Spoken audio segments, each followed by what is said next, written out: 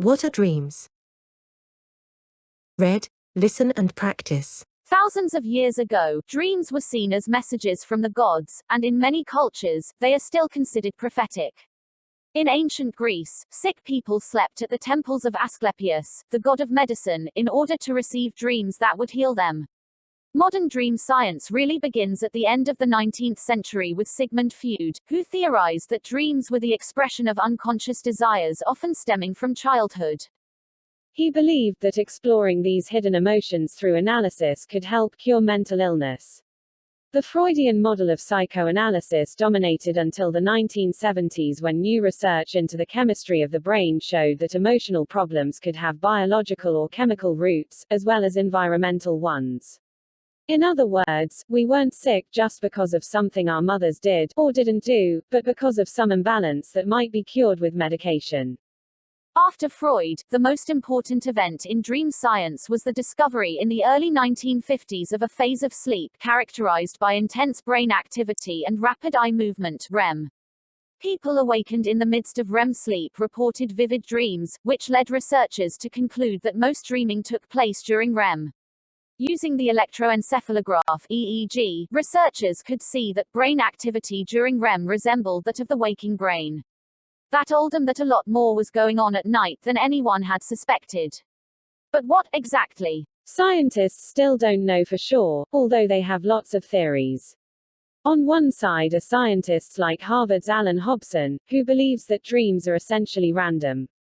In the 1970s, Hobson and his colleague Robert McCarley proposed what they call the activation synthesis hypothesis, which describes how dreams are formed by nerve signals sent out during REM sleep from a small area at the base of the brain called the pons.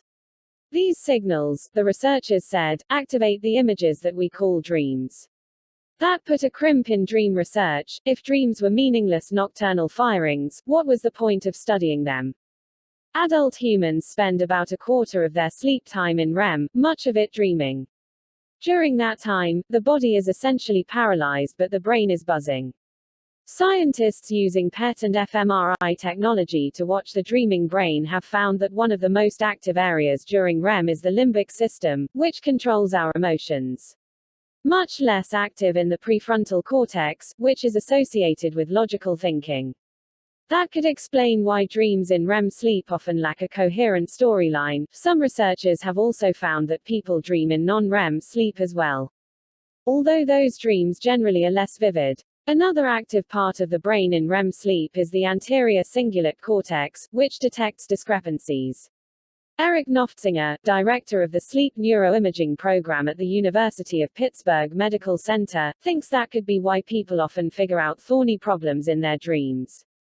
As if the brain surveys the internal milieu and tries to figure out what it should be doing, and whether our actions conflict with who we are, he says. These may seem like vital mental functions, but no one has yet been able to say that REM sleep or dreaming is essential to life or even sanity. MAO inhibitors, an older class of antidepressants, essentially block REM sleep without any detectable effects, although people do get a REM rebound, extra REM, if they stop the medication. That's also true of selective serotonin reuptake inhibitors, SSRIs, like Prozac, which reduce dreaming by a third to a half. Even permanently losing the ability to dream doesn't have to be disabling. Israeli researcher Peretz Lavi has been observing a patient named Yuval Chamzani, who was injured by a fragment of shrapnel that penetrated his brain when he was 19. As a result, he gets no REM sleep and doesn't remember any dreams. But Lavi says that Chamzani, now 55, is probably the most normal person I know and one of the most successful ones. He's a lawyer, a painter and the editor of a puzzle column in a popular Israeli newspaper. The mystery of REM sleep is that even though it may not be essential, it is ubiquitous, at least in mammals and birds. But that doesn't mean all mammals and birds dream, or if they do, they're certainly not talking about it. Some researchers think REM may have evolved for physiological reasons. One thing that's unique about mammals and birds is that they regulate body temperature, says neuroscientist Jerry Siegel, director of UCLA's Center for Sleep Research. There's no good evidence that any cold-blooded animal has REM sleep. REM sleep heats up the brain and non-REM cools it off, Siegel says, and that could mean that the changing sleep cycles allow the brain to repair itself. It seems likely that REM sleep is filling a basic physiological function and that dreams are a kind of epiphenomenon, Siegel says, an extraneous byproduct, like foam on beer. Whatever the function of dreams at night, they clearly can play a role in therapy during the day. The University of Maryland's Clara Hill, who has studied the use of dreams in therapy, says that dreams are a backdoor into a patient's thinking. Dreams reveal stuff about you that you didn't know was there, she says. The therapists she trains to work with patients' dreams are, in essence, heirs to Freud, using dream imagery to uncover hidden emotions and feelings. Dreams provide clues to the nature of the more serious mental illness. Schizophrenics, for example, have poor quality dreams, usually about objects rather than people. If you're going to understand human behavior, says Rosalind Cartwright, a chairman of psychology at Rush University Medical Center in Chicago, here's a big piece of it. Dreaming is our own storytelling time, to help us know who we are, where we're going and how we're going to get there. Cartwright has been studying depression in divorced men and women, and she is finding that good dreamers, people who have vivid dreams with strong storylines, are less likely to remain depressed. She thinks that dreaming helps diffuse strong emotions. Dreaming is a mental health activity, she says. A song on the brain. Read, listen and practice. Some songs just won't leave you alone, but this may give us clues about how our brain works. Everyone knows the situation where you can't get a song out of your head. You hear a pop song on the radio, or even just read the song's title and it haunts you for hours, playing over and over in your mind until you're heartily sick of it. The condition now even has the medical name, song-in-head syndrome. But why does the mind annoy us like this? No one knows for sure, but it's probably because the brain is better at holding onto information than it is at knowing what information is important. Roger Chaffin, a psychologist at the University of Connecticut says, it's a manifestation of an aspect of memory which is normally an asset to us, but in this instance, it can be a nuisance. This eager acquisitiveness of the brain may have helped our ancestors remember important information in the past. Today, students use it to learn new material, and musicians rely on it to memorize complicated pieces. But when this useful function goes awry, it can get you stuck on a tune. Unfortunately, superficial, repetitive pop tunes are, by their very nature, more likely to stick than something more inventive. The annoying playback probably originates in the auditory cortex. Located at the front of the brain, this region handles both listening and playback of music and other sounds.